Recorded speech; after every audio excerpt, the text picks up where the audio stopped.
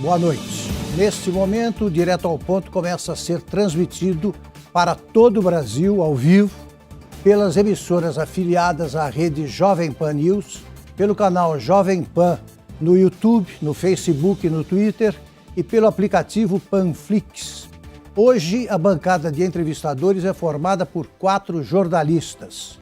Denise Campos de Toledo, apresentadora do Economia em Foco e do jornal Jovem Pan e comentarista da TV Gazeta. Branca Nunes, editora da revista Oeste.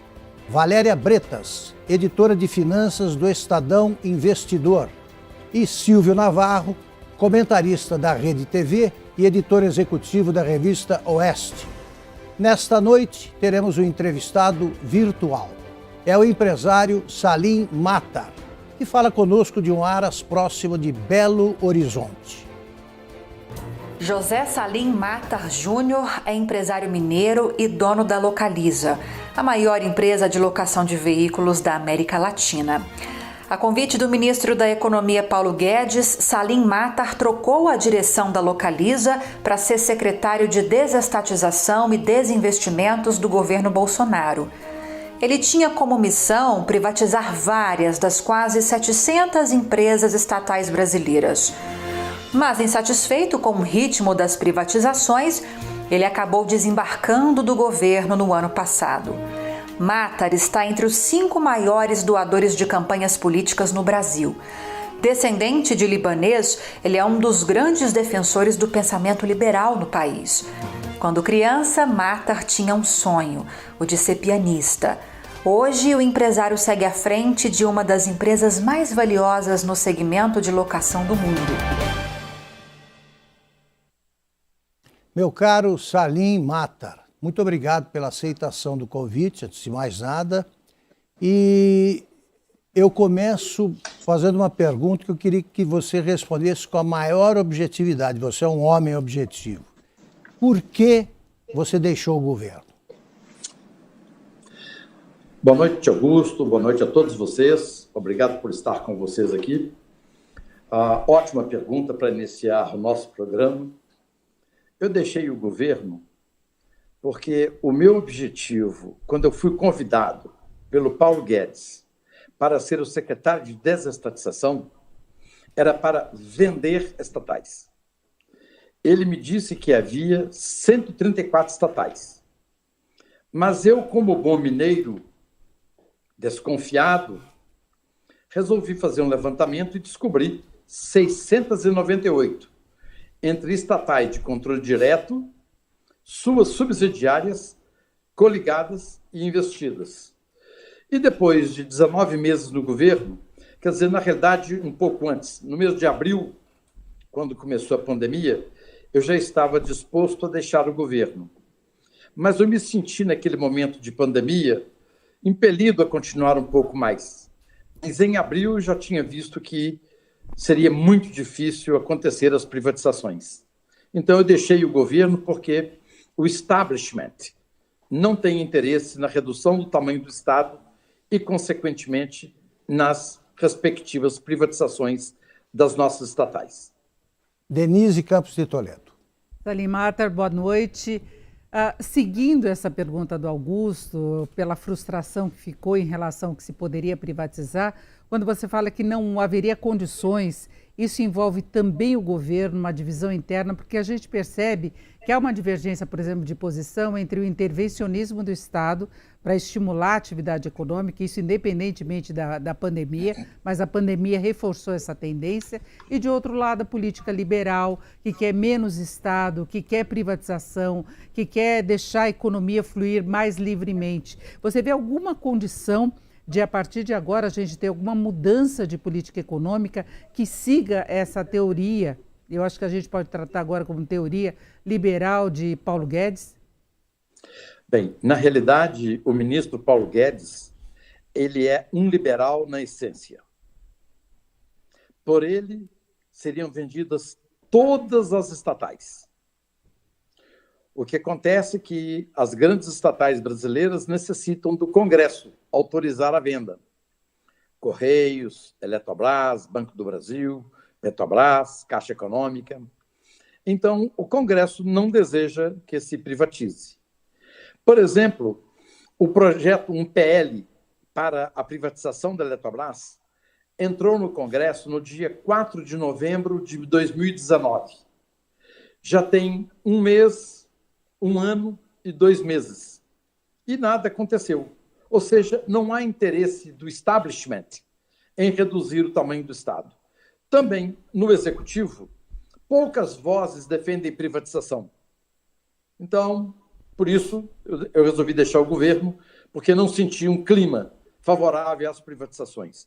As pessoas que estão no governo precisam saber que tamanha desigualdade e pobreza no Brasil é proveniente de um Estado gigantesco, inchado, burocrático e oneroso para o cidadão pagador de impostos. Então, essas pessoas, quando tiverem consciência disso, iniciarão um processo de redução do tamanho do Estado. Branca Nunes. Boa noite, Salim, tudo bem?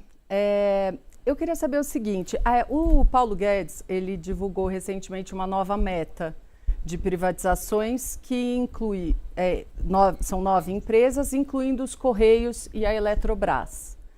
Pela sua experiência, o senhor acha que isso vai ser possível? E também eu queria que o senhor dissesse, se possível, em que momento, se existe um momento em que a privatização empaca.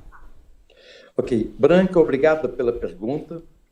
Eu vou ter que ir lá atrás um pouquinho para poder te responder com absoluta clareza. Branca, o Brasil, desde o período militar, é governado pelos sociais-democratas. E eles usaram, nesse período, uma pomposa palavra chamada governo de coalizão. Coalizão é sinônimo de toma lá da cá.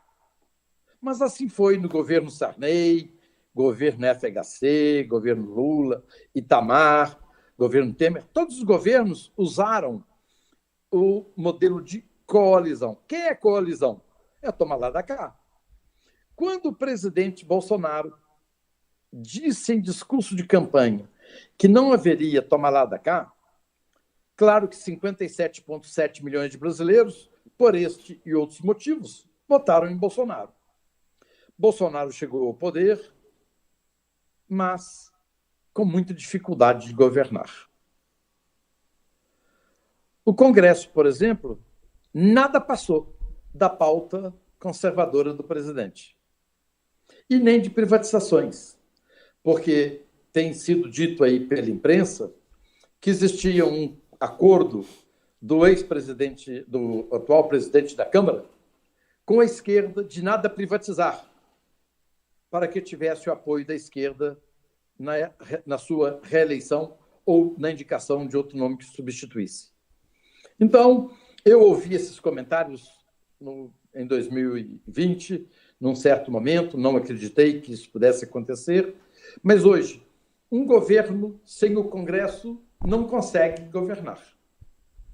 Então, não ter o presidente da Câmara ou um presidente da Câmara que paute as pautas que são importantes para o Brasil. E o que nós temos visto são as pautas importantes para personalidades, ou para partidos, ou para grupos de interesse. A pauta Brasil raramente tem sido atendida. Foi atendida na reforma da Previdência. Mas, no governo Bolsonaro, vocês viram que os projetos praticamente pararam, muito pouca coisa passou, porque não teve um governo de coalizão, ou seja, não teve um governo de toma lá da cá. Eu próprio, pessoalmente, disse certa vez para o presidente, é importante formar uma bancada do governo. Ainda que não tenhamos a maioria, precisamos formar uma bancada. Em outras palavras, eu estava dizendo, não há possibilidade de governar sem o toma lá da cá.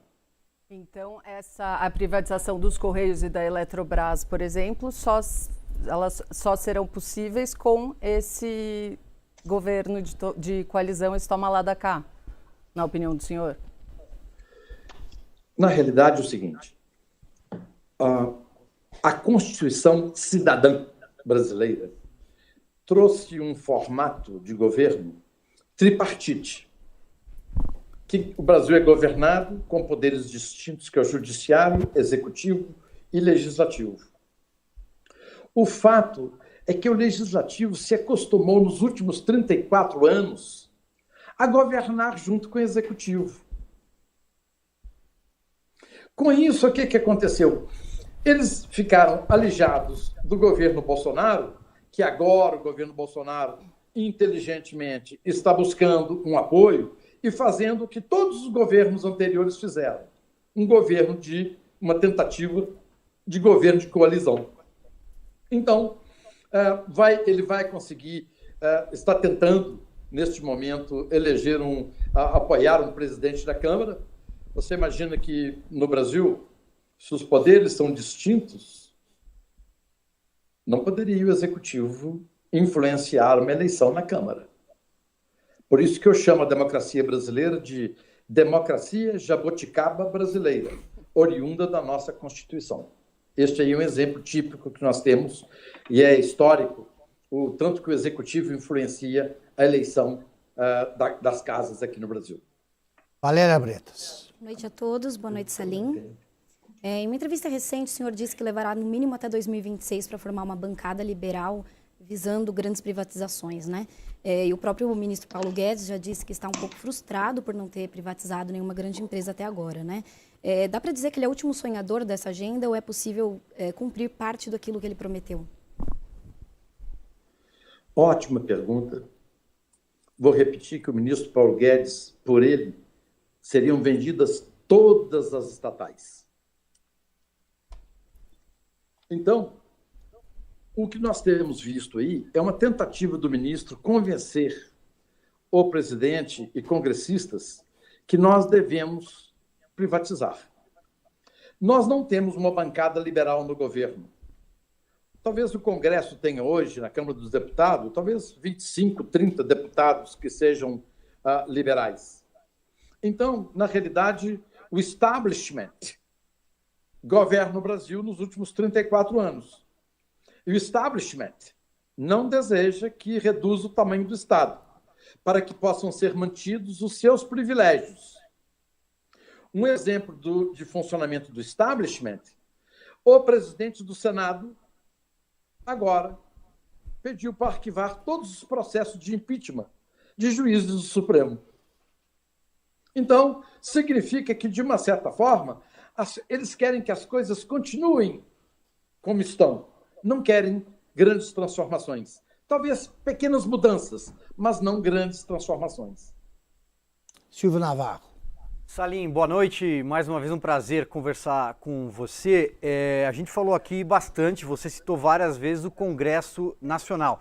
Estamos aí às vésperas de uma eleição para a presidência da Câmara e do Senado. Inclusive você falou em governo de coalizão, presidencialismo de coalizão. Também eu gostaria só de frisar que o Brasil também viveu muito do presidencialismo de corrupção durante vários anos.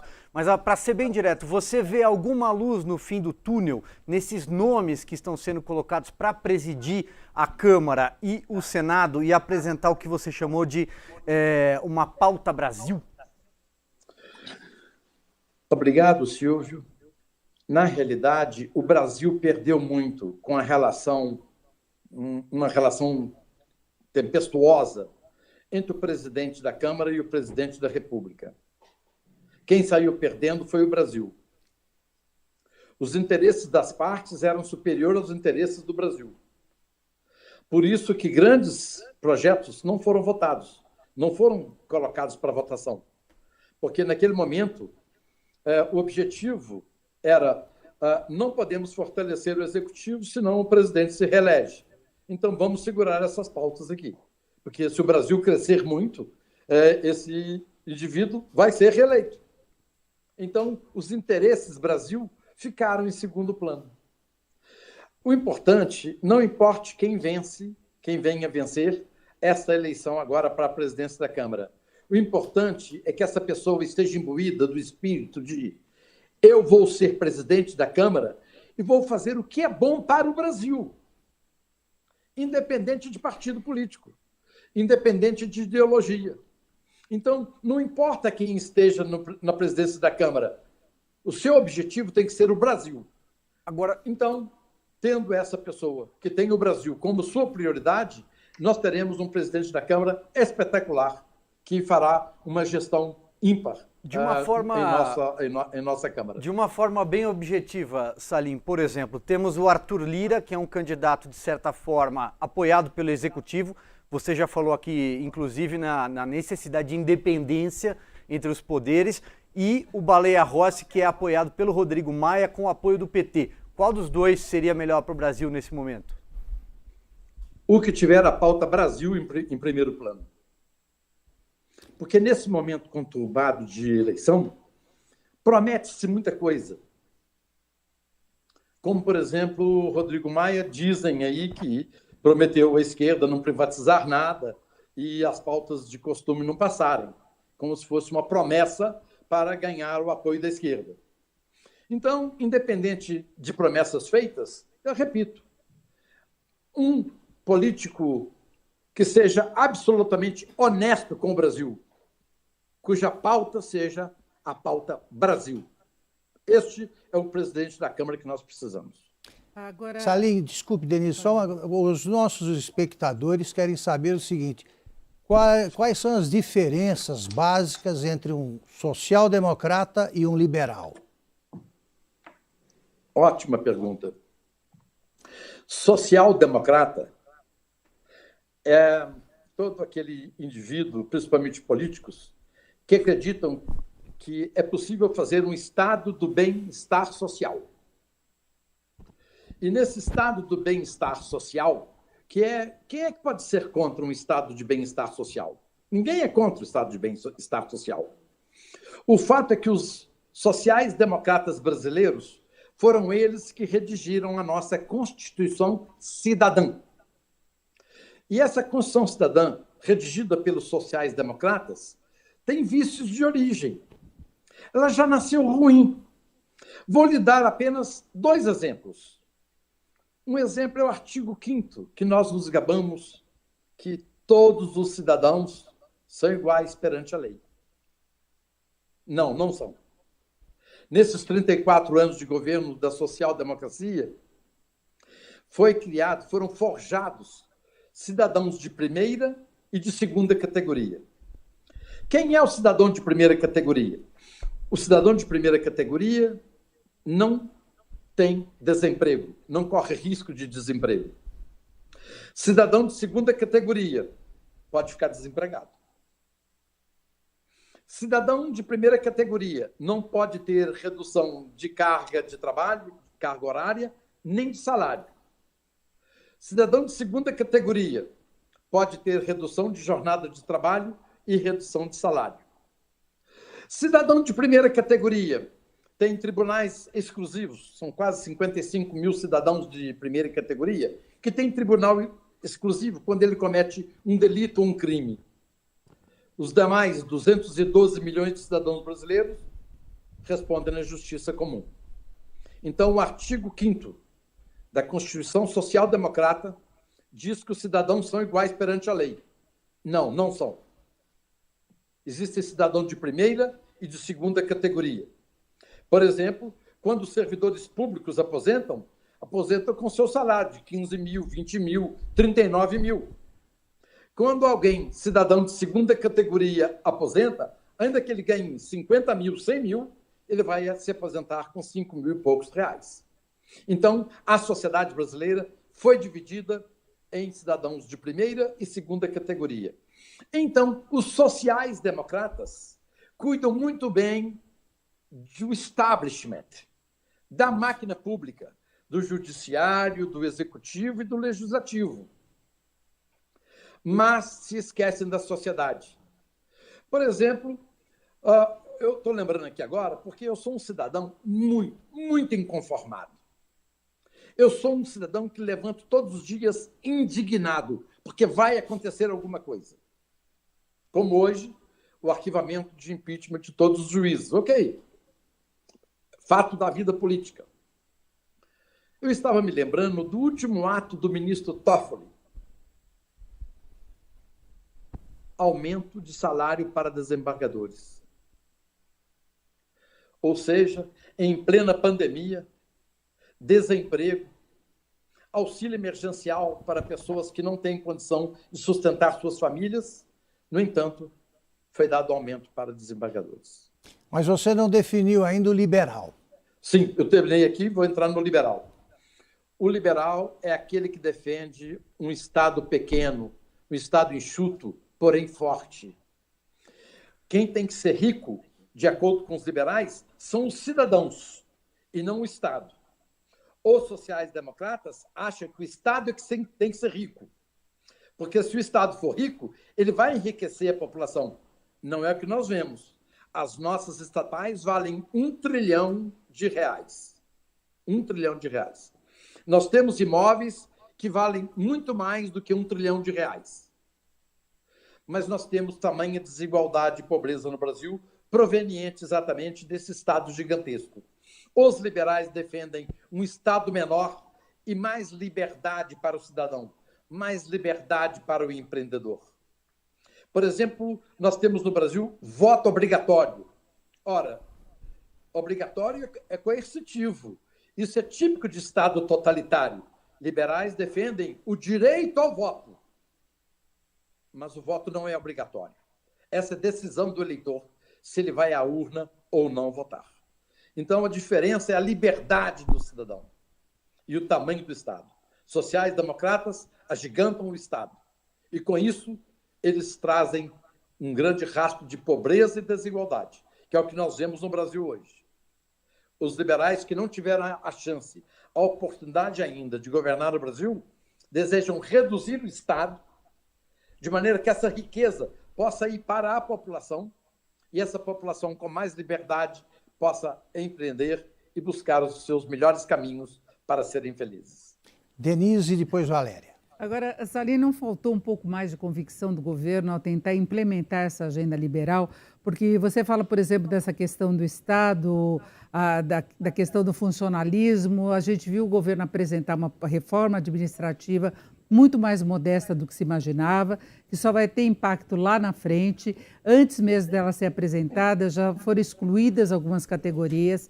Nós vimos o Congresso discutindo reformas tributárias, tanto na Câmara como no Senado. Uma, aliás, foi apresentada pelo Baleia Rossi, que agora é candidato à presidência. O governo demorou muito para tentar assumir a liderança dessa discussão e apresentou uma proposta também muito modesta, apenas unificando PIS e COFINS.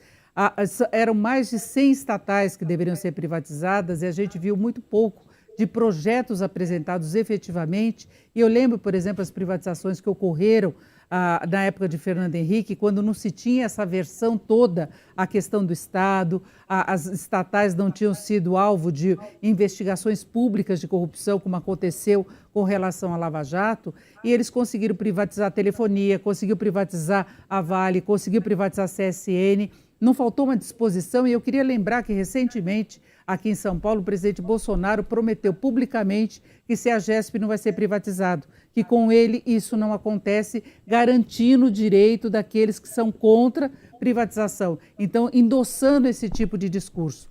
Então, o governo não vai meio que vacilante quando ele tenta implementar essa pauta liberal? Nós não temos um governo liberal, nós temos um ministro liberal, que é o ministro Guedes da Economia. E esse ministro não pode fazer nada sem o presidente aquecer, sem o Congresso aquecer, e sem que outros ministros aqueçam. Eu próprio, no governo, eu me encantei com o discurso de campanha do candidato Bolsonaro. Ele falava em fechar a empresa de trem-bala, fechar a EBC, que era a TV da Dilma. Para ficar só nesses dois exemplos. Eu falei, puxa vida, até que enfim alguém tenha lucidez de fechar a empresa do trem-bala e fechar uma empresa de TV. Onde já se viu um Estado ter uma rede de TV. Aliás, são duas redes de TV.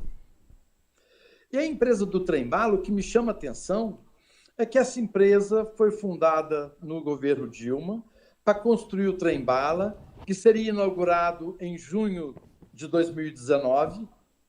Passou o governo Dilma, Passou o governo Temer, estamos no governo Bolsonaro, não existe trem-bala e eu e o Guedes não conseguimos fechar a empresa EPL. Explico. Essa empresa fica no Ministério da Infraestrutura. O ministro da Economia é um liberal, ele quer reduzir o tamanho do Estado, quer vender estatais. O ministro da Infraestrutura é um bom cara, trabalhador, entrega muito, mas não é um liberal. Então não fechou a EPL. A EBC estava lá na Secretaria de Governo e depois andou mudando lá no Palácio Planalto para áreas diversas, mas as pessoas que assumiram a EBC, os ministros, não queriam vender a EBC, fechar a EBC. Então o ministro Guedes, apesar de ter as ideias de privatização, ele tem limite. E o seu limite são os outros ministros, o presidente e o Congresso. Valéria. Salim, você citou a EBC, a gente poderia citar também a Telebrás, né, os Correios, que aparentemente é onde pode ocorrer alguma privatização nos próximos anos. Qual é a sua avaliação sobre privatização dos bancos, a Caixa Econômica Federal, o Banco do Brasil? Os Estados Unidos, a Inglaterra, a Austrália, o Canadá não possuem bancos públicos. Por que nós precisamos de banco público? No passado, até antes do governo Bolsonaro, esses bancos serviram para movimentos de falcatrua, de fraudes e de corrupção. Claro, o banco tem muito dinheiro, então a disputa por uma vice-presidência da Caixa Econômica era uma disputa fantástica. Não se justifica que um Estado tenha 5 bancos. Não deveria ter nenhum banco. Por mim, e eu posso falar, pelo ministro Guedes, não teria nenhum banco no Brasil. Agora, quero lembrar para vocês que a democracia jabuticaba brasileira é jabuticaba mesmo. Vou dar um exemplo. Quem domina o Congresso brasileiro são as bancadas do Norte e do Nordeste.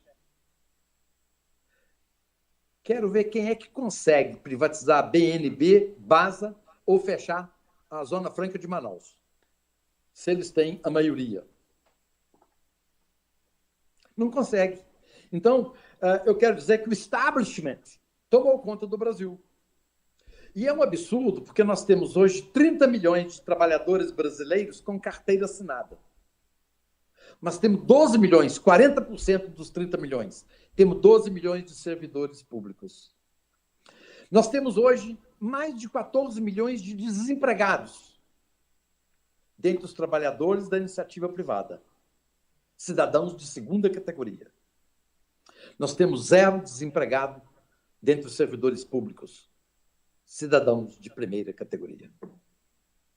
Essa é a Constituição, legado da social-democracia, que chamo de Constituição Cidadã.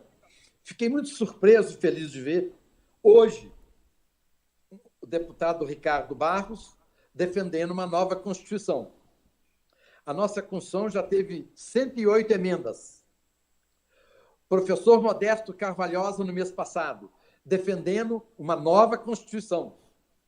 Então, chegou um ponto que os remendos dessa Constituição são tão grandes e difíceis de serem feitos que talvez uma Constituição nova fosse a solução. E eu faço aqui um parêntese antes que vocês me perguntem. Alguém pode falar assim, mas Salim, não corre o risco da nossa Constituição, no caso de ter uma nova, ela sair pior do que a que está? Não tem risco. Pior do que está, não tem esse risco. Mas com esses parlamentares, desculpa, Augusto, só um parênteses, mas com estes parlamentares, por exemplo, que temos aí, não há risco de ser pior? Não, a Constituição tem que ser feita exclusiva por constituintes que não poderão ser servidores públicos nem se candidatarem. Tem que ser gente com absoluta isenção. Mas eu tenho muita dó dos nossos colegas chilenos. A Constituição deles vai ser mudada. Só pode piorar. Não tem como melhorar a Constituição do Chile. Só vai piorar.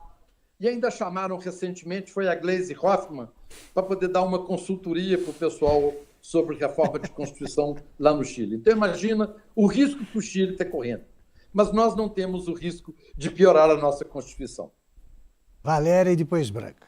Aline, só para não perder o gancho das suas últimas respostas, principalmente considerando o que o senhor falou de ter uma boa liderança para o Brasil, o senhor pretende apoiar a candidatura de reeleição do presidente Jair Bolsonaro? O meu compromisso é com o liberalismo. Na última eleição, eu me engajei a candidatura de Bolsonaro, eu deixei a candidatura de João Amoedo, do Partido Novo, vi que não tinha chance, 2,5%, não tinha chance. E o discurso do presidente Bolsonaro me encantou. Privatizar, reduzir o tamanho do Estado, tirar o Estado do cangote do cidadão, fechar empresas de trem-bala, acabar com o toma lá da cá. E na pauta conservadora, eu comungo com muitas das ideias do presidente. Por exemplo, eu gostaria de ter a liberdade de me defender com o tipo de arma que eu quiser. Um canivete, uma faca ou uma outra arma. É o meu direito de defesa. E ele, então, tinha essa pauta conservadora. E dentre os candidatos, eu achava que ele era muito melhor candidato, como de fato o é, e está demonstrando ser, do que o outro candidato que já era uma continuidade do governo petista de Dilma e Lula. O Brasil está com as suas contas totalmente destruídas por causa do período do petismo.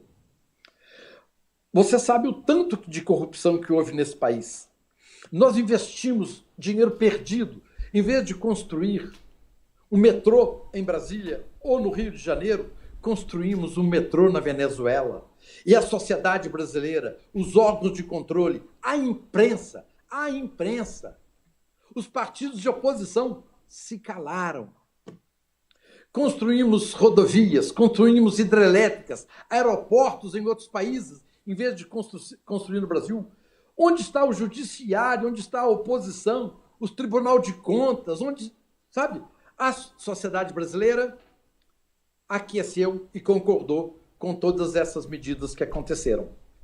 Então, chegou a tal ponto de descontrole das contas públicas no governo Dilma que a chegada de mais um petista seria a destruição total do Brasil e já a um passo de venezuelar o Brasil. Como estamos vendo hoje lá na Argentina.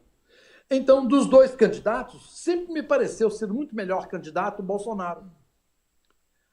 Como eu passei pelo governo, e foi para mim uma experiência única, impagável, eu conheci as entranhas do poder, as entranhas do governo.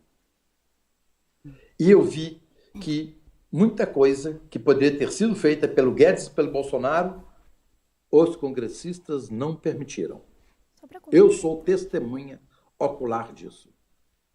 Então, não tendo um presidencialismo de coalizão, ou não estando na política do toma lá da cá, porque coalizão significa toma lá da cá, aconteceu do governo Bolsonaro não ter conseguido aprovar projetos que seriam de interesse para o Brasil, que foram elaborados pelo Ministério da Economia sob a batuta de Guedes.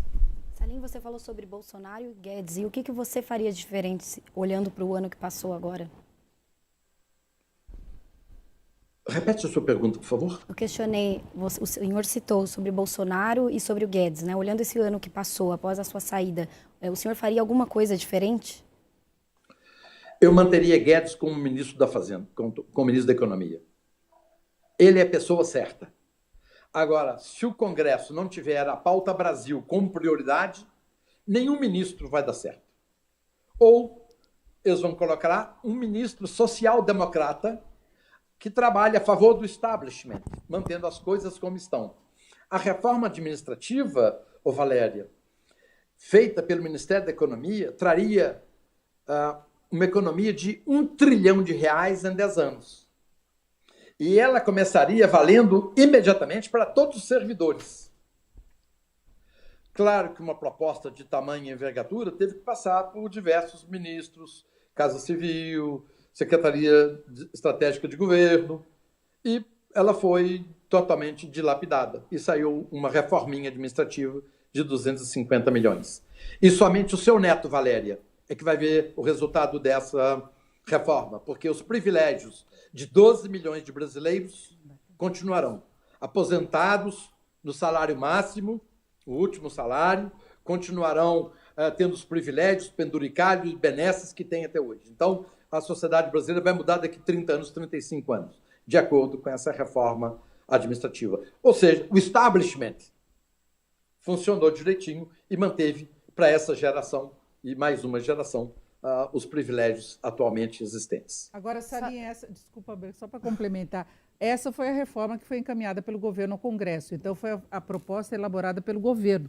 Então, isso não seria uma responsabilidade do Congresso. Talvez até o Congresso modificasse depois uma reforma mais ambiciosa.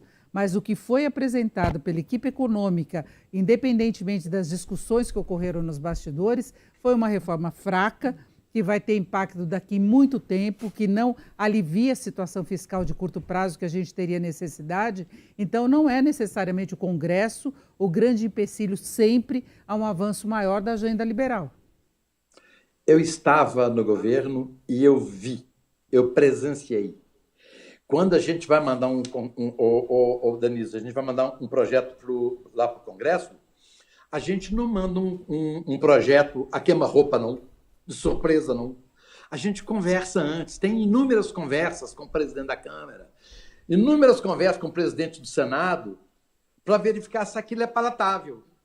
E eles diziam, isso aqui não passa. Aí a gente voltava, tirava aquilo, vinha com outro. Isso também não passa. Então a gente ia voltando. Então a proposta que estava lá era a proposta que seria palatável para os congressistas. Ela foi negociada antes.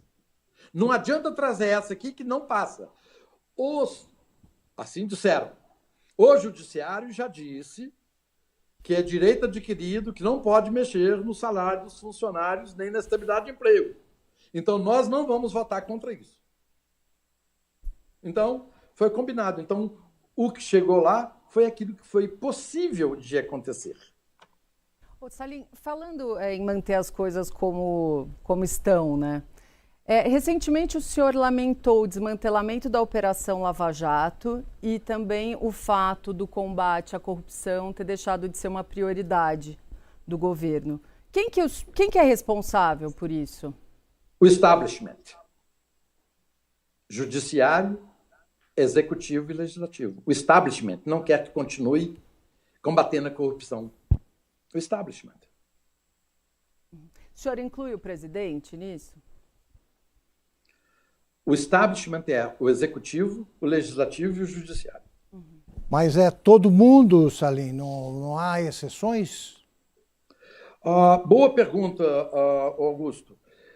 Na realidade, quando a gente generaliza, a gente tende a incorrer em erro. Ok? Então, quando eu digo o establishment, significa a maioria dos líderes do judiciário, a maioria dos líderes do executivo, a maioria dos líderes da Câmara dos Deputados. Então, pode ter lá deputado que e eu sei, a turma do Novo, por exemplo, é totalmente contrário a acabar com a Lava Jato.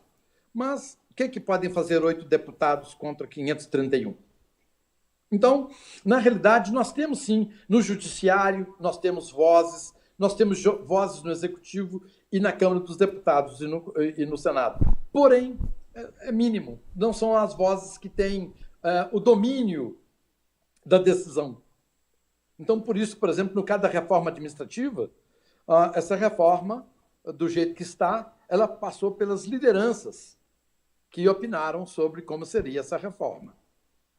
Salim, em 1 ano e meio, né, chegou a isso, chegou a esse tempo, a sua experiência no governo, né? 1 ano e 8 meses. 1 ano e 8 meses. O que é que você gostaria de ter feito e o que é que você conseguiu fazer? Eu alimentei um sonho quando o Guedes me ligou e falou, Salim, tem 134 estatais aqui. Vem cá que nós vamos fechar pelo menos umas 100, 120. Então, eu achei que aquilo pudesse ser... Seria possível fechar 120? Isso ainda candidato Bolsonaro, recém-eleito, perfeito? Não sabíamos que enfrentaríamos a dificuldade no Congresso, nem no Judiciário. Vocês verifiquem a quantidade de dificuldades que certos juízes do Supremo colocaram na privatização de subsidiárias da Petrobras. O establishment funcionou. Por sorte, a maioria decidiu que a Petrobras tem liberdade de vender suas subsidiárias e suas refinarias, mas alguns ministros não são favoráveis a isso. Então, eu imaginei que eu pudesse fazer um bom trabalho. Logo nos primeiros 3 meses, eu verifiquei que, na minha orientação, constava Petrobras, Banco do Brasil, Caixa Econômica e os bancos do Nordeste, BNDES e BASA, não serão privatizados. Eu tive uma orientação. Esse aqui, esquece. Não tem problema. Eu ainda tenho muita empresa para poder privatizar. Isso aqui deixa para o próximo governo. Não tem problema nenhum. Já reduziremos o tamanho do Estado. Então, depois, à medida que foi caminhando o tempo, por exemplo, o CEAGESP é uma empresa que o próprio presidente falou em privatizar diversas vezes. A EPL. Então, houve uma mudança de posicionamento em relação às privatizações. Perfeito. À medida que eu fui vendo que estava havendo essa mudança, eu, como sou um ente da iniciativa privada, eu fiz a seguinte comparação. Meu esforço despendido é menor do que o resultado obtido. Então, eu vou para a iniciativa privada de volta, ou vou para casa, mas não justifica tanto trabalho por tão pouco. Palavra livre. Eu desisti realmente de continuar do governo, porque eu tinha que preservar também a minha imagem e a minha reputação. Silvio. Salim, de alguma forma, você acha que existe também uma resistência ali na sociedade civil organizada às privatizações, às federações, associações e por aí vai? Silvio, junto com o establishment, em certos momentos, se juntam ao establishment sindicatos, certos momentos podem juntar militares, em certos momentos, criminosos escondidos atrás de um CNPJ, como, por exemplo, as construtoras durante o período petista. Elas faziam parte do establishment, mantinham relações pouco saudáveis com pessoas de governo, quer do executivo, do legislativo e do judiciário. Então, o establishment, em certo momento, tem algumas figuras oportunistas que se juntam ao establishment em certo momento, dependendo da causa. Salim, alguma coisa aconteceu para dar essa mudança, que você percebe que deu essa mudança no governo? Até certo ponto, até um certo período, se falava em privatizar em todas essas empresas, e depois isso mudou e você percebeu que nada ia acontecer. Branca, o candidato Bolsonaro tinha um speech. Eleito, continuou o mesmo speech. Eu estava lá, eu vi, primeiro semestre de 2019, o speech era o mesmo. Olha, depois da reforma da Previdência, nós vamos privatizar. Estava tudo correndo bem. Depois que acabou a reforma da Previdência, que começamos a verificar que os projetos de governo não passariam no Senado nem no Congresso. Gente, o PL da Eletrobras está há 14 meses no Congresso. 14 meses. E outra coisa, eu vi aí recentemente o presidente da Câmara, Rodrigo Maia, quem eu gosto muito, é uma pessoa agradável, eu gosto muito dele, e ele falou o seguinte, que o Ministério da Economia está fazendo concessões demais para a privatização da Eletrobras, incluindo as usinas de Tucuruí. Isso não é a ideia do Ministério da Economia, isso veio do Senado. Ou coloca isso ou não tem privatização. Gente, é assim que acontecem as coisas em Brasília. Quando um projeto de lei vai para o Congresso, ele é negociado antes. E ele vai ser recusado igualzinho o projeto da Casa da Moeda. eu fiz um projeto de lei, uma medida provisória, aliás, para a privatização da Casa da Moeda, que consistia no seguinte: quebrar o monopólio da Casa da Moeda para que nós pudéssemos vender a Casa da Moeda, não sair de um monopólio público para um monopólio privado. Então, o que o Congresso disse? A presidente da comissão foi a deputada Benedita da Silva, do PT. Vocês imaginam que com a Benedita da Silva como presidente da comissão teria alguma privatização da Casa da Moeda? Agora, Salim... E o Nelsinho Trade como relator. Claro que o projeto caiu e falou assim: ô Salim, ô Guedes, Bolsonaro, atenção, nós, os congressistas, eleitos pelo povo e temos este poder legal, não queremos que venda a Casa da Moeda. Simples assim. Esse foi o recado que eu recebi.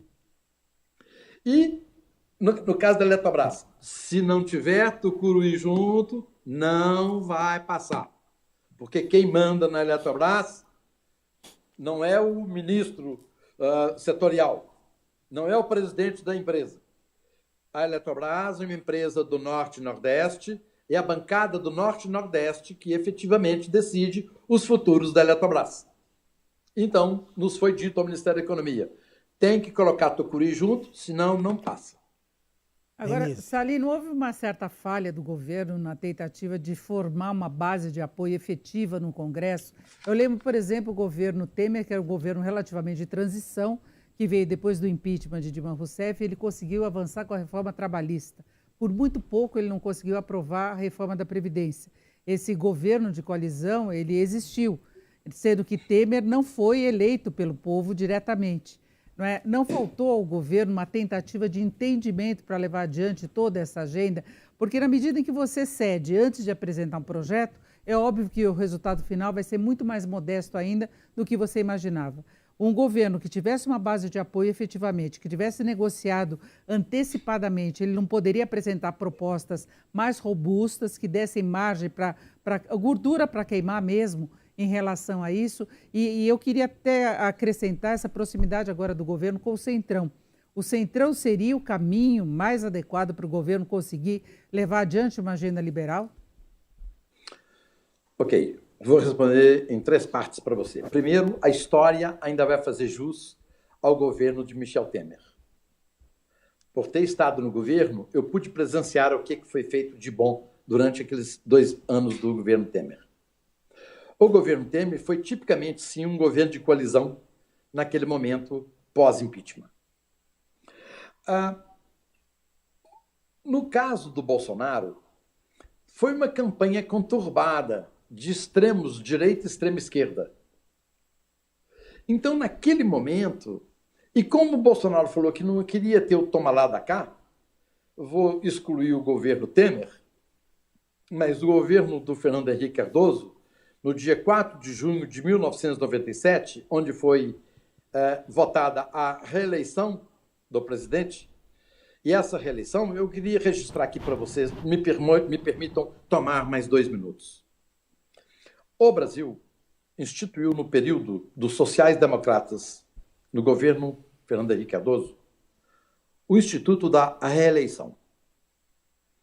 Reeleição existe nos Estados Unidos, existe na França, existe na Inglaterra. Então, a eleição em si não é uma coisa ruim. Ok? Diferentemente que temos pouquíssimos partidos nos Estados Unidos, no Canadá ou na Inglaterra, temos 2 partidos relevantes e 2, 3 periféricos. O Brasil tem, hoje, 77 partidos em registro, e mais 34 partidos atuantes. Então, é um país um pouco diferente. Isso aí é fruto da nossa Constituição cidadã. Então, Bolsonaro disse, para ganhar a eleição, e dizer para o senhor: eu não vou entrar na política do toma lá da cá. Eu, Salim, gostei de ouvir isso. E me engajei com Bolsonaro. Porque eu falei: que ótimo. Nós não vamos ter política do toma lá da cá. Depois que eu entrei no governo, eu vi. Sem toma lá da cá, não tem como governar. Não tem. Vocês viram o Rodrigo Maia e o presidente ao longo desses 2 anos. A quantidade de rivalidades, discussões públicas. Então, sabe, foi uma coisa triste. E não passava, virou um caso pessoal. Então, o presidente precisa formar uma base. Quem é o Centrão? Minha segunda consideração. Centrão é um grupo de deputados de centro-direita que já salvou o Brasil algumas vezes. No governo petista tinha pautas perigosíssimas, como calar a imprensa e outras mais. O Centrão, que às vezes muitas pessoas chamam Centrão de uma forma pejorativa, para mim, Centrão é um grupo de centro-direita, com uma pauta de centro-direita, mas é um grupo que a vida inteira se acostumou, de alguma forma, a ter vantagens no governo. Às vezes nem é vantagem pessoal, é vantagem para o seu partido. Ter um ministro indicado, ter um presidente de uma estatal, diretor de uma estatal, às vezes coisas absolutamente válidas. Então, o presidente necessitava formar uma bancada, ou ter uma maioria, ou ter uma base no Congresso. Mais fácil, de fato, seria buscar o apoio do Centrão. O Centrão já existia, ele já existe há mais de 20 anos no Brasil. Então, o Centrão já existia e ele já tem um certo aglutinamento, que agora houve entre aspas, um pequeno racha no Centrão, porque uma parte do Centrão, DEM, PSDB, ficou com o Rodrigo Maia, uma parte do Centrão, outros partidos, ficaram com o Lira. Então, houve um pequeno racha no Centrão. O fato é que o presidente necessita de uma bancada forte no Congresso para governar. Senão, ele não vai governar. Valeu. Por isso que vocês estão vendo aí. A esquerda, para poder apoiar um candidato, pede, olha, não pode ter privatização, olha, vai ter que ter imposto sobre fortuna, olha, essa pauta aqui não pode passar, precisa dessa pauta.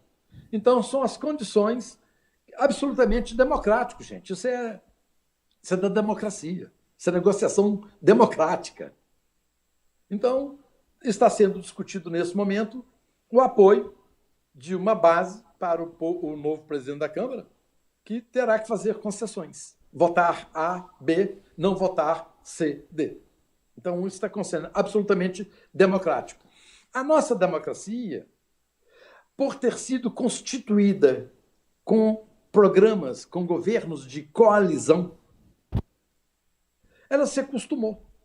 Nós temos deputados que estão lá no Congresso há 20, 30 anos, como senadores, e eles acostumaram a indicar presidentes estatais, ministros, indicaram pessoas para quadros de governo, delegacias regionais de INSS, de IBAMA, de meio ambiente. Eles se acostumaram com isso. E você vem depois de 30 anos e corta de repente, é igualzinho menino que você dá bala todo dia. Você corta a bala dele, ele vai chorar. Denise, respondeu então, é isso tudo? que aconteceu. Houve uma perda de poder dos nossos políticos com a entrada de Bolsonaro. O que eles estão fazendo agora é recuperar essa perda de poder. Agora, Salim, esse grupo que o presidente se aproximou, você acha que viabiliza essa pauta liberal ou você acha que há necessidade de se reformular todo o programa político de governo para buscar as brechas possíveis? Eu queria lembrar, nesse contexto todo que você colocou de político, de tomar lá da cá, de governo de coalizão, que o presidente Bolsonaro ele foi deputado quase 30 anos. Ele sabia como é que funcionava o Congresso, como é que era o sistema de governo. Eu repito, desde o início, não houve um problema de habilidade para lidar com uma máquina que ele estava mais do que inserido enquanto ele foi deputado? Boa pergunta, e você me fez recordar que eu não respondi uma pergunta anterior sobre o Instituto da Reeleição. Então, o governo de plantão comprou deputados. Tem uma reportagem espetacular do Poder 360, Fernando Rodrigues, contando como que aconteceu isso em 97. A compra do Congresso para o Instituto da Reeleição. Essa reeleição que foi implementada no Brasil foi implementada também, por favor, pasmem, Venezuela, Bolívia e Equador. E lá eles disseram, o Brasil, que é uma democracia avançada, já tem a reeleição, nós precisamos de reeleição aqui. Moral da história, o Brasil é responsável pela exportação de regimes autoritários ditatoriais na Bolívia, na Venezuela e no Equador. Salim, desculpe só fazer uma parte. Por que o governo precisaria comprar a reeleição se ele tinha uma ampla maioria de votos? Você está falando em qual governo? Do governo Fernando Henrique Cardoso. Foi ali que começou a reeleição, né? Tá. Deixa eu te dizer o seguinte. Deputados necessitam atender as suas bases com projetos. Muitas vezes comprar o Congresso não significa que comprou dinheiro para o bolso do deputado, não. Às vezes são verbas para a sua cidade, para seus municípios. Às vezes é uma verba útil para a construção de hospital, de escola, de saneamento. Às vezes é útil. Mas é o preço que governos têm que pagar para ter o voto em certos momentos. Se ele tinha maioria e teve que, de alguma forma, pagar, então não foi um pagamento, ele fez uma compensação. Olha, vocês são legais comigo, vocês votam comigo, eu vou lhes recompensar. Então nós temos que verificar qual que é a diferença entre comprar e recompensar o que aconteceu lá no Fernando Henrique Cardoso. E, só para registrar, porque a Denise falou muito bem, e é verdade, no período de Fernando Henrique Cardoso houveram muitas privatizações, boas privatizações. Companhia Siderúrgica Nacional, houve as empresas de telefonia. Vale. A Vale do Rio Doce. Vale do Rio Doce. Então, o seguinte, o que aconteceu só é que eu não gostaria que a gente chamasse aquilo de privatização. Aquilo foi uma privatização esquisita, porque quem comprou foram os fundos de pensão do Banco do Brasil, da Caixa Econômica, da Petrobras e outros, e da Caixa Econômica. Então, os fundos de pensão brasileiros é que acabaram comprando essas empresas. Mas não foi o caso da telefonia, não, né, Salim? Não, não foi o caso da telefonia. Foi o caso da Vale e de outras empresas. A Partenha... Na telefonia foi um modelo que foi desenhado pelo BNDES e acabou ficando com controles diluídos em certos grupos que tinham relações amigáveis com o governo. Salim, desculpe, nós temos 3 minutos, eu gostaria que você respondesse, acabasse de responder a Denise, que aí a gente tem que fazer uma pausa. É a questão de levar agora a agenda liberal com essa proximidade com o Centrão, e eu falava da experiência que o presidente Bolsonaro já tinha do funcionamento do Congresso Nacional. É ele que foi deputado por quase 30 anos. Essa inabilidade, a gente não consegue entender o porquê dele não ter conseguido avançar de uma forma mais saudável, entre aspas, um relacionamento com o Congresso. O Congresso não é um congresso hostil ao presidente. Vocês sabem que existe um certo temor do presidente ser reeleito. E a oposição que tem dentro do Congresso não gostaria de ver o presidente reeleito. Logo, não gostaria de ver projetos do governo serem aprovados, porque esses projetos de governo vão melhorar a economia, vão aumentar emprego, geração de riqueza, e de repente o Brasil vai bem, tem um PIB ótimo, geração de emprego ótima, e esse presidente é reeleito. Então, deixe o Brasil em segundo lugar. Importante é nós não reelegermos o presidente. Então, a pauta é votada de acordo com os interesses partidários e ideológicos, e não com o interesse do Brasil. Vamos para um breve intervalo e voltamos já já com o empresário Salim Matar.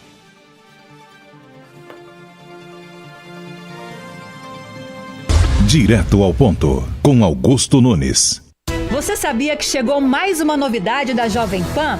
É o App News. Agora você vai ter todas as notícias do Brasil e do mundo na palma da sua mão. Receba em tempo real e escolha os assuntos que você mais gosta para ficar bem informado. Tem política, esporte, ciência, tecnologia, tem entretenimento e muito mais. No App News você tem a leitura resumida e se concentra apenas no que importa, a notícia. Então abra já a sua loja de aplicativos e digite App News Jovem Pan. E tem mais, viu? é de graça.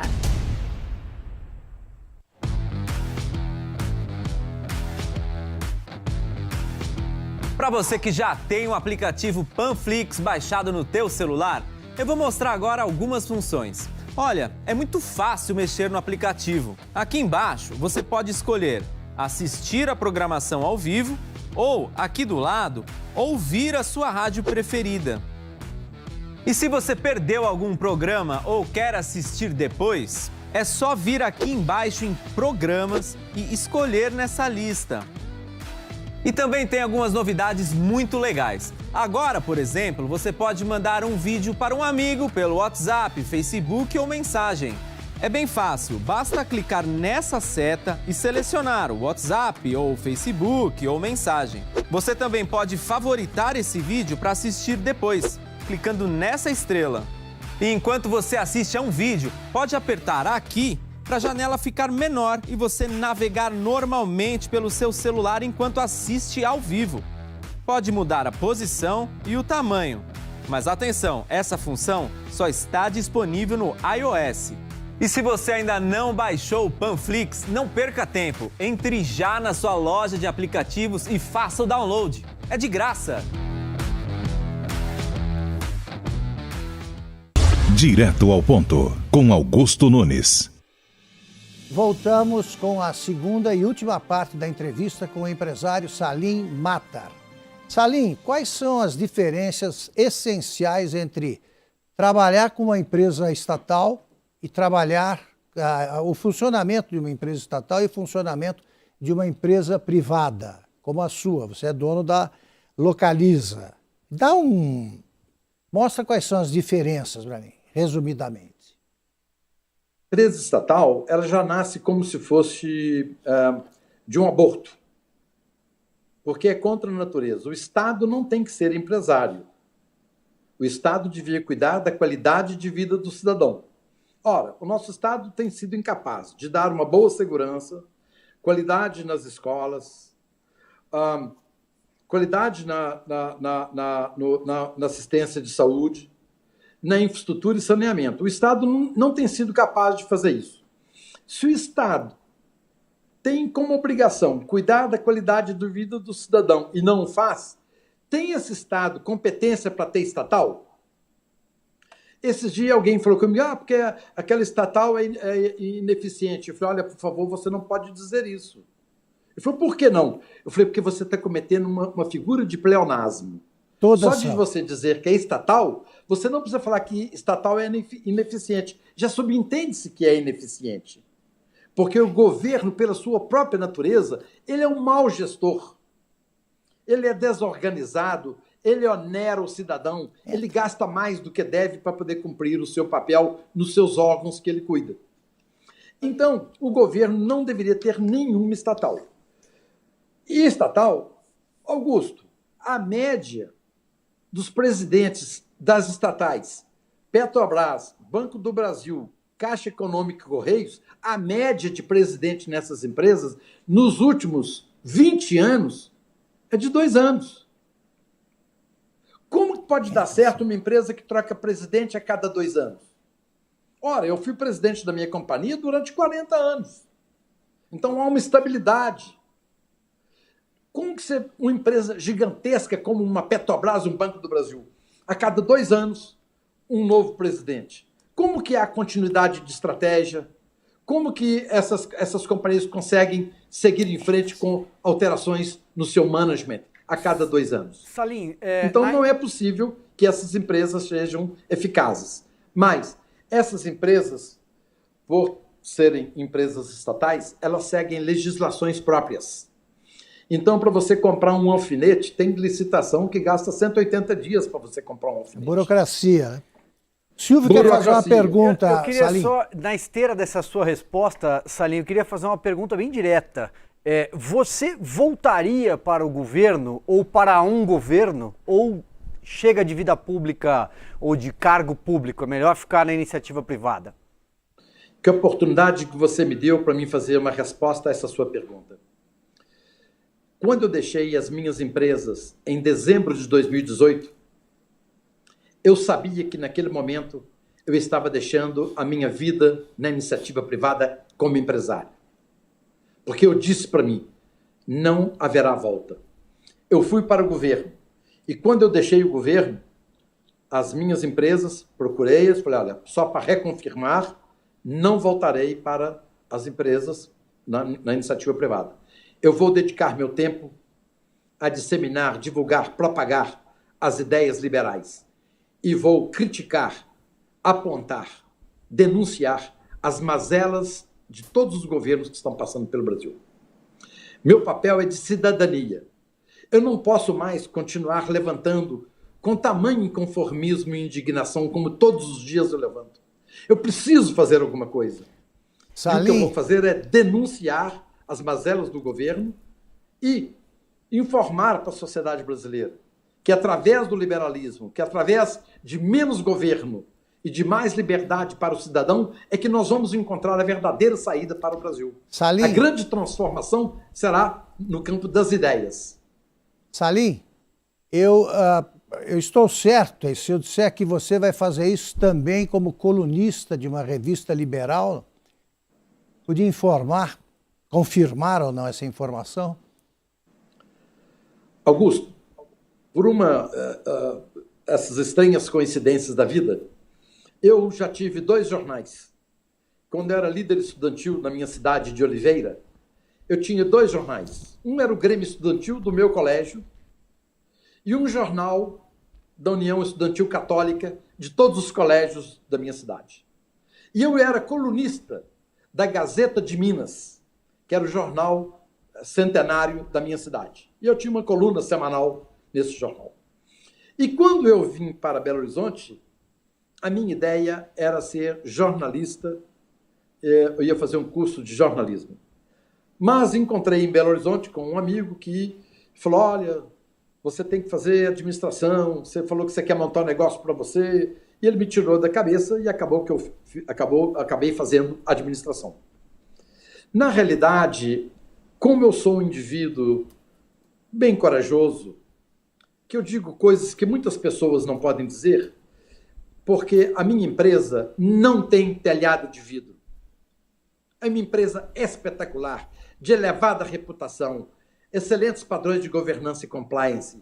Então eu tenho obrigação, por ter uma empresa dessa por trás de mim, o que muitos empresários não podem falar, porque dependem do Estado, ou tem alguma condição direta com o Estado, eu não tenho. Então, eu tenho obrigação de denunciar essas mazelas que eu vejo. E vai Por denunciar isso, no como meu Twitter, colunista? No meu Instagram, eu sou incansável em dizer tudo isso que está acontecendo. Mas eu perguntei se você vai divulgar também como colunista. Sim.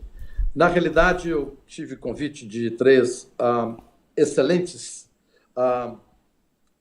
empresas de mídia, 3 espetaculares, para poder ter uma coluna ou escrever de tempos em tempos. 3 empresas, todas elas com um pensamento liberal, ou bem liberal, ou mais para liberal. Então, eu confesso para você, que eu fiquei baqueado em aceitar. A vontade minha era de aceitar. Mas eu não posso abrir muitas frentes. Eu já tenho o Instituto Liberal, que eu vou reassumir agora, em janeiro. O Instituto Liberal faz 38 anos. E nós precisamos turbinar o Instituto Liberal. E dentro do Instituto Liberal, tem 2 comissões que serão muito atuantes. A Comissão de Defesa do Cidadão Pagador de Impostos e a Comissão de Defesa da Liberdade. Isso já vai me tomar muito tempo. E mais do que isso também, eu descobri, talvez tardiamente, que a política é o atalho para a gente resolver os nossos problemas. Então, eu tenho que me dedicar a ajudar a formar uma bancada de deputados que sejam liberais no ano de 2022. Então, eu vou ter que dedicar recursos, tempo, energia, para que isso aconteça. Independente de partido, como agora nas eleições de vereador, independente de partido, eu, de alguma forma, colaborei com candidatos que tinham um cunho liberal. Salim. E agora, daqui para frente, eu quero fazer o mesmo com candidatos para deputado federal. Perfeito. Salim. Eu cheguei à conclusão que é no Congresso que nós vamos fazer diferença. Perfeito. Nós precisamos de uma bancada firme no Congresso para fazer a diferença como liberais. Como nós temos poucos minutos nesse segundo intervalo, eu vou pedir então que as perguntas sejam bem objetivas e as respostas, se você puder também ser bem conciso, eu agradeço, Salim. Salim, eu queria saber... posso? Pode pergunta depois a Valéria. Não, é que eu queria saber, assim, o senhor conhece todos os impasses, todas as mazelas do setor privado há muito tempo. E agora também do setor público, né? Eu queria saber bem objetivamente, indo direto ao ponto, se o senhor acha que o Brasil tem jeito.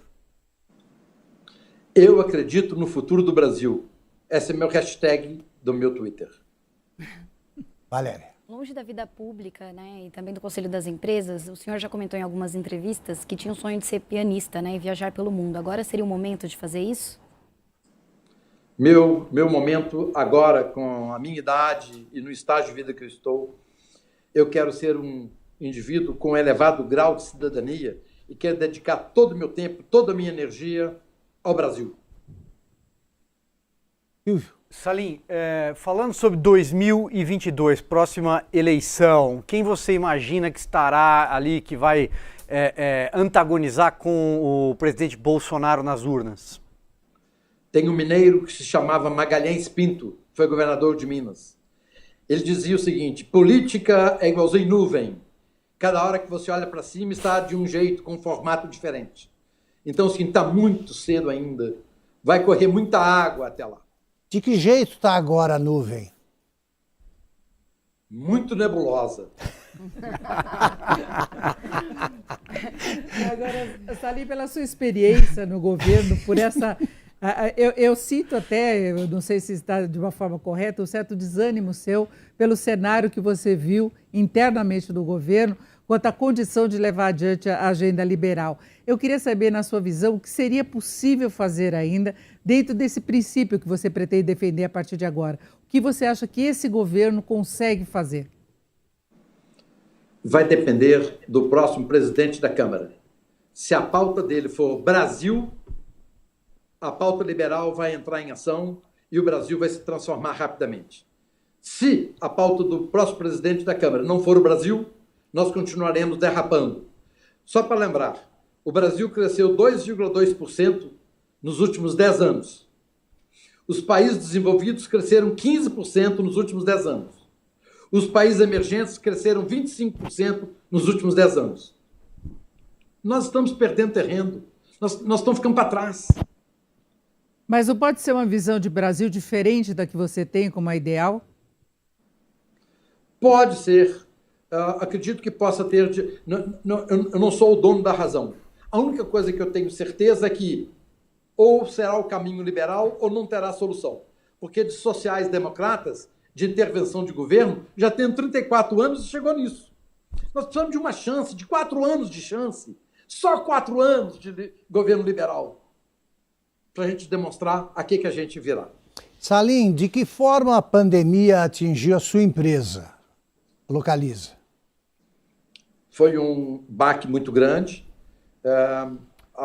Houve uma queda brutal de negócios no primeiro momento, mas toda crise a gente tem que saber tirar oportunidades. A empresa que tem um CEO, que é o Eugênio, um CEO talhado para esse momento, tem um CEO espetacular, tem uma equipe espetacular que conhece muito. Eles fizeram uma transformação na empresa e a companhia já voltou ao crescimento e à lucratividade. O maior lucro da companhia foi atingido exatamente no período da pandemia. Graças a ter olhado um pouco para dentro, ter feito o dever de casa correto, nós tivemos o maior lucro durante o período da pandemia. Agora, Salim, como empresário experimentado, toda a sua vivência, para quem quebrou as pernas, para o empresariado, talvez um empresário um pouco menor, que recado, que conselho você daria? Acredite no Brasil, vá em frente. Você tem que ser melhor do que o seu concorrente. Você não tem que ser melhor do que todos, apenas melhor do que o seu concorrente. O Brasil é um país grande, cheio de oportunidades, 212 milhões de habitantes, um território fenomenal. Estamos cheios de oportunidades, apesar do governo. Salim, aos 6 anos, né, o senhor disse para o seu pai que queria ser pianista e ele sugeriu que você mudasse de ideia. Eu queria saber se no Brasil é mais difícil ser pianista ou empresário. É mais difícil ser empresário. E somente agora que eu descobri o seguinte, depois eu fiquei 40 anos na frente da minha empresa como presidente, depois eu fui para o conselho. Então, no conselho, eu consegui enxergar a minha empresa de fora, como se eu estivesse fora da floresta. E depois eu fui para o governo, e hoje eu tenho certeza que o maior problema que eu tive na minha vida, a vida inteira, e eu pensava que eram os meus concorrentes. Eu estava enganado. Coitado dos meus concorrentes. Eles eram vítima, como eu era vítima. O maior problema que eu tive na minha vida foi o governo. Tenta abrir uma agência de aluguel de carro, você precisa de licença de corpo de bombeiro. Com 3 funcionários, você precisa de 2 banheiros. É uma loucura. Você tem alvará de funcionamento, alvará de localização, alvará de construção. É um inferno. É um inferno.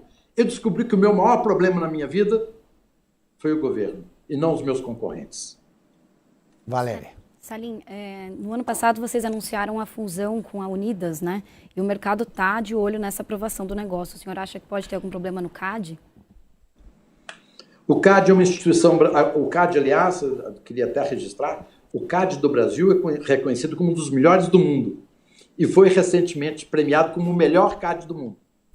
Então, nós temos lá uma instituição muito boa e que vocês viram agora aprovando diversas fusões e não aprovando algumas que não eram boas para o consumidor.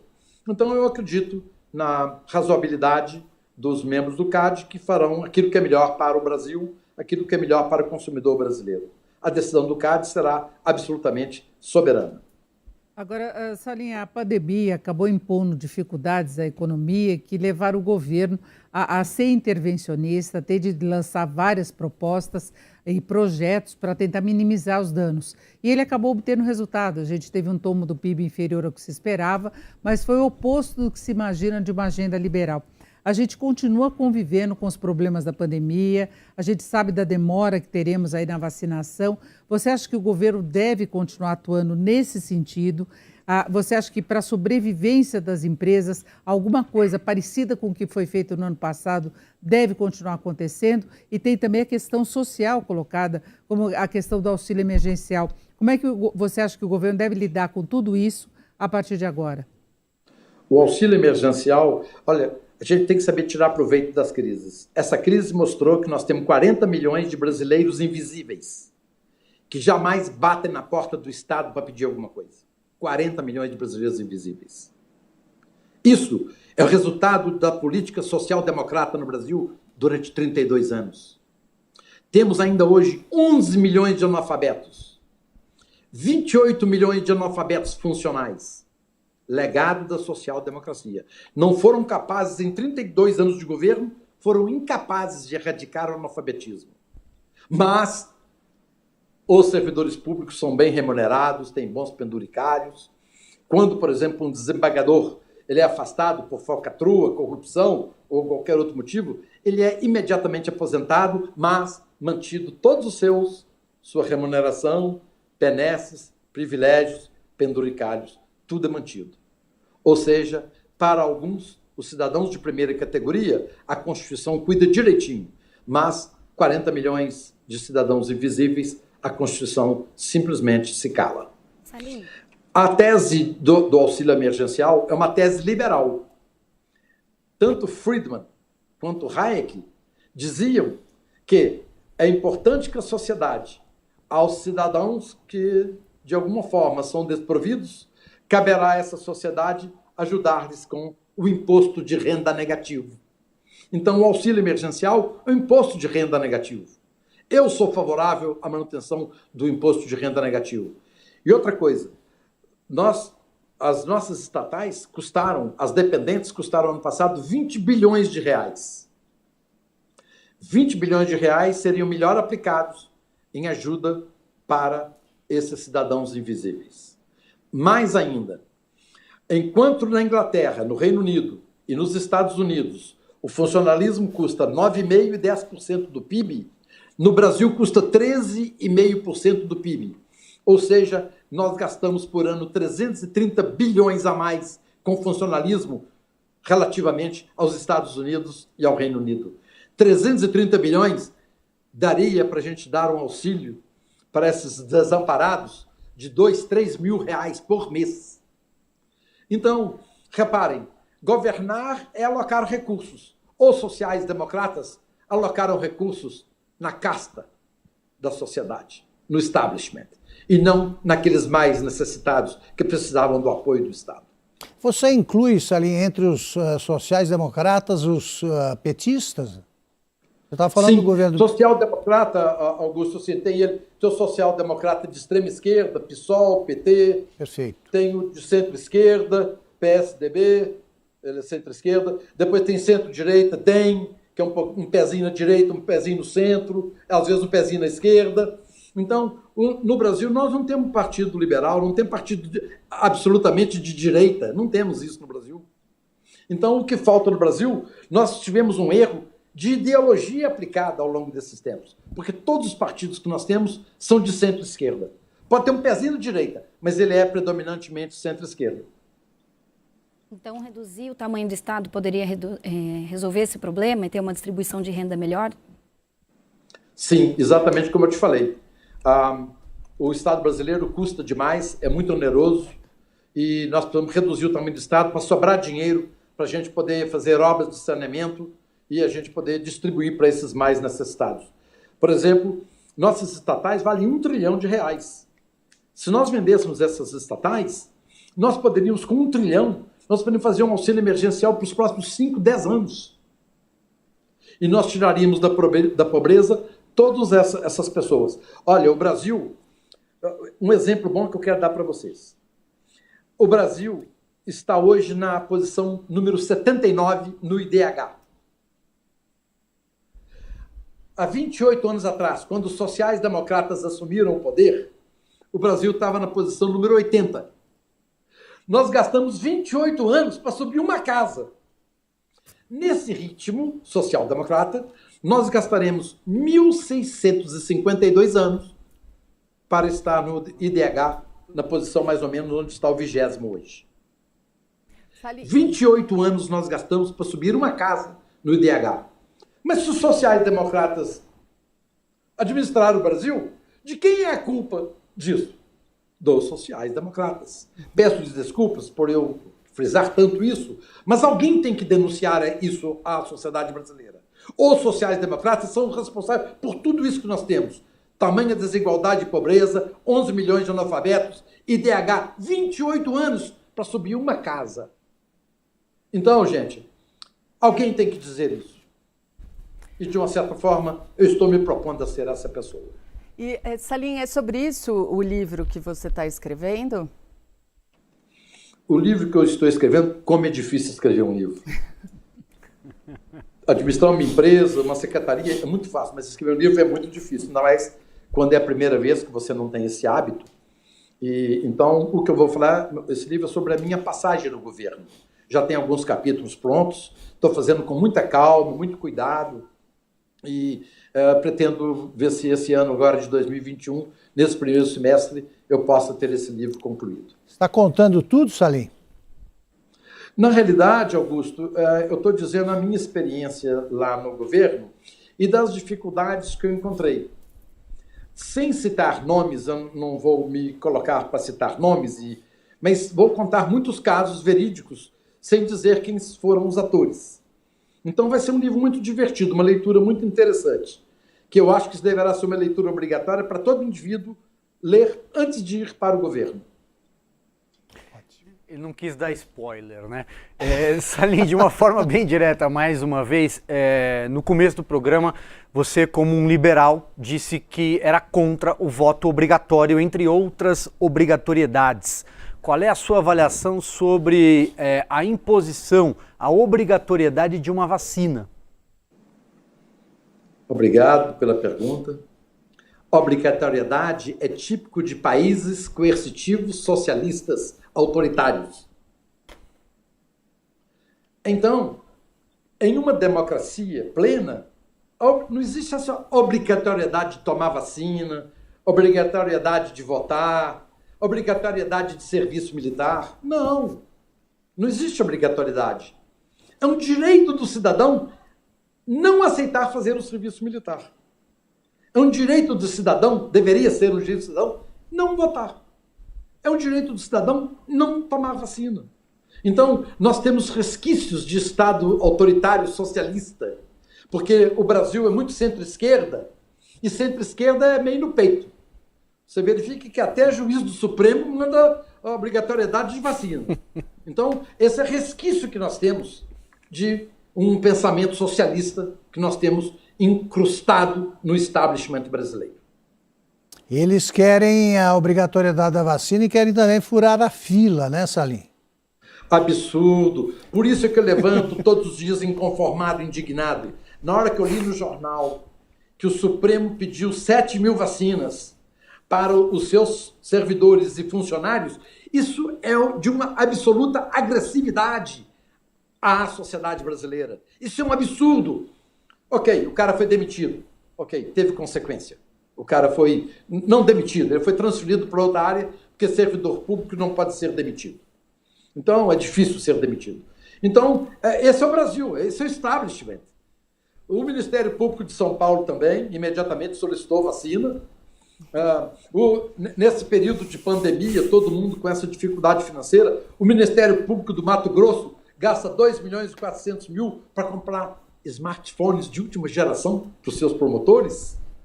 Nesse período de pandemia, o Ministério Público aluga no aeroporto de Brasília uma sala VIP para que os seus procuradores fiquem apartados dos pagadores de impostos. Ou seja, de uma certa forma, eu sei que já existe um castigo. Por exemplo, o castigo, eu sei que muita gente não pode jantar num restaurante nem ir numa churrascaria. Não pode. Ele não recebeu pena do judiciário, mas a sociedade lhe deu uma pena. Ele não pode ir num restaurante. Ele não pode ir numa fila de cinema. Ele não pode ir no shopping, passear no shopping de tarde. Então a sociedade, de alguma forma, está penalizando essas pessoas. Branca, nós temos 3 minutos. Salim, qual figura pública o senhor mais admira? Viva ou morta, enfim. Margaret Thatcher. Por que, Salim? Como mulher. Como homem, Ronald Reagan. Por quê? Porque tiveram uma coragem, pegaram estados sociais-democratas e fizeram uma transformação brutal. Por exemplo, Margaret Thatcher, ela, de uma certa forma, ela desconstruiu o establishment na Inglaterra.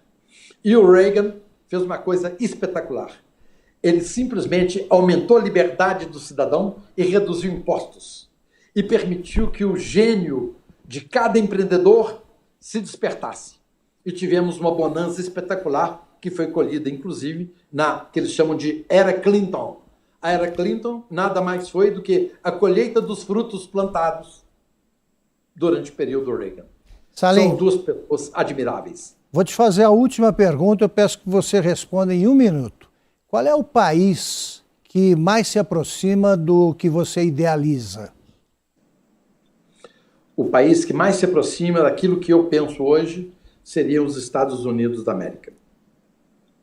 Por quê? 2 partidos, um país que tem uma qualidade de vida mais uniforme, existe sim pobreza e desigualdade ínfima, mas a qualidade de vida, até para o pobre, é um país onde o pobre e o rico podem frequentar os mesmos lugares. Os Estados Unidos têm uma coisa espetacular que é a liberdade de empreender. Por exemplo, tem uma coisa interessante na Constituição americana, é proibido legislar contra a imprensa. É alguma coisa dessa natureza. Então, ou seja, que país fantástico. Outra coisa, uma Constituição com 100 artigos. A nossa é um calhamaço. Gente, aquele país é fantástico. Não é um país perfeito. Não é um país perfeito. Como não é o Reino Unido, como não é a Nova Zelândia, como não é a Argentina. Mas dentre os imperfeitos, eu diria que é o país com melhor qualidade de vida para o cidadão hoje são os Estados Unidos da América. apesar de suas falhas na política, apesar de seus políticos, mas a lei funciona. Lá os cidadãos são iguais perante a lei. Como no Reino Unido, os cidadãos são iguais perante a lei. Nos Estados Unidos, Augusto, só rapidamente contando, um diretor da Câmara dos Deputados, de alguma forma, usou os serviços de um empreiteiro e, por 4 mil pounds, fez uma reforma no jardim da casa dele. O Partido Conservador imediatamente pediu que ele se desligasse para não ser expulso. Ele se desligou. Tentou ir para outro partido disse, não te queremos. Então, o indivíduo não teve quem o acolhesse. Isso é admirável. Isso sim é uma democracia admirável. Salim. É para esse caminho que a gente tem que ir. Perfeito. Pena, mas o nosso programa vai chegando ao fim. Eu agradeço, antes de tudo, a presença, a aceitação do nosso convite pelo Salim Matar. Salim, muito obrigado. Obrigado pelas respostas, pela franqueza. Tá? Nos encontraremos mais vezes aqui. Agradeço também a participação da bancada formada pelos jornalistas Denise Campos de Toledo, Branca Nunes, Valéria Bretas e Silvio Navarro. Nosso programa está disponível em todas as plataformas do Grupo Jovem Pan. Obrigado pela audiência e até a próxima segunda, às 9h30 da noite. Até lá.